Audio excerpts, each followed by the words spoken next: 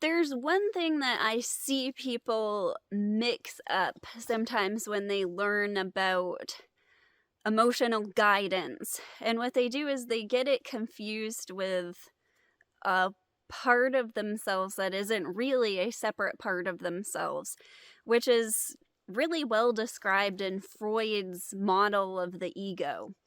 So most of us know about the ego and talk about the ego as the sense of self, and we might hear things like ego is the enemy, or there is no ego really.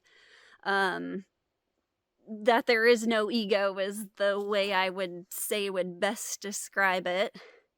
But in Freud's view, there was the id, or what would translate better as the it, which is the base instincts, like my dog fixated on this ball, the one that wants to eat and sleep and procreate and just wants what it wants.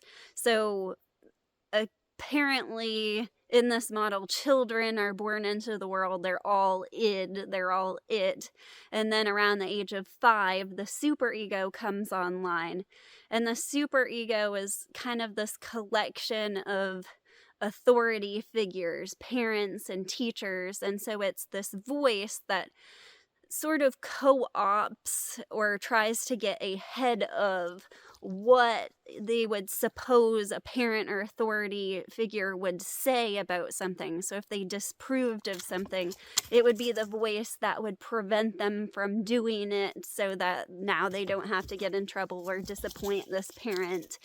And then later on, it can be the voice that prevents you from doing something cringe, or says, don't say that, that will be cringe, or don't perform this, that will be cringe, or disallows creative expression, that kind of thing would be the superego.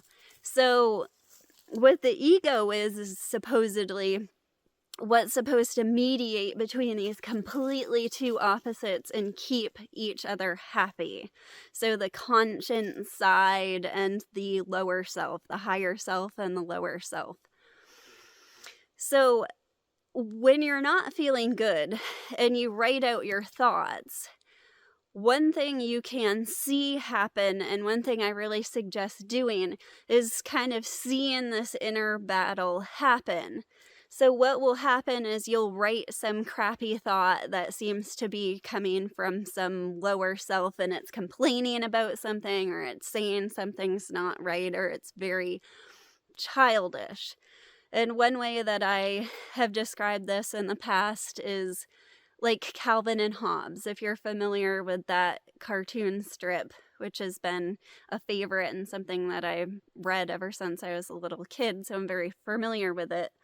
Calvin is the perfect example of the id, of just the base instincts and the ego, and how kind of hilarious it can be. And Hobbes is more, he definitely joins into in the fun, but he's more of the voice of reason. And this kind of dialogue and conversation between the two is what makes the cartoon strip so funny. So what's really interesting is when you start writing down your thoughts and you start putting in the superego thoughts that are judging the first thoughts of, oh, that's really not a spiritual thing to say, or oh, that's so cringe, or whatever it is that's saying that's coming back that's awful. What you'll notice when you start to express this a little while is that voice then changes into almost a channeled voice of wisdom, which is very loving. And if you listen to channelers, you will notice that they speak with authority and they speak in this way. They speak with confidence, but there's always this sort of dialogue or this conversation. And so everybody has access, to doing this for themselves. You're just simply writing out your thoughts and clarifying them until it gets to that point where the superego becomes the guidance. So I talk about feeling guidance and I talk about emotion as guidance quite frequently. So I talk about emotional guidance and I talk about feeling guidance quite often. And the misunderstanding is that the guidance is pain. And so the whole superego is trying to get ahead of, it's like that standoff. It's trying to prevent the pain or the judgment from happening, and yet is itself the judgment.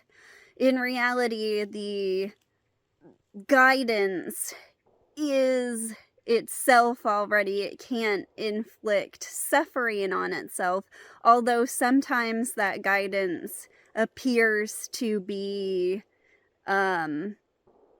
strong words or a strong statement or a hilarious response or the emotions of anger or rage or despair, even that those are emotional guidance, that those feel bad is guidance, that our true self does not actually feel that way. That's exactly why it feels bad. So we get caught in this kind of loop of fighting ourselves as if there are two of us, and yet there are not those two of us. There are not those parts of ourselves. And so the id or the it, the intuition, or just what you know deeply, those instinctually without really knowing, and the intelligence, the higher self, the channeled wisdom, the guidance from above are not at all two separate things. And this changes everything, and this unlocks everything. In fact, it never really was locked, and there never really was a closed door to any of it, as you are open awareness, and what the psyche is completely borderless.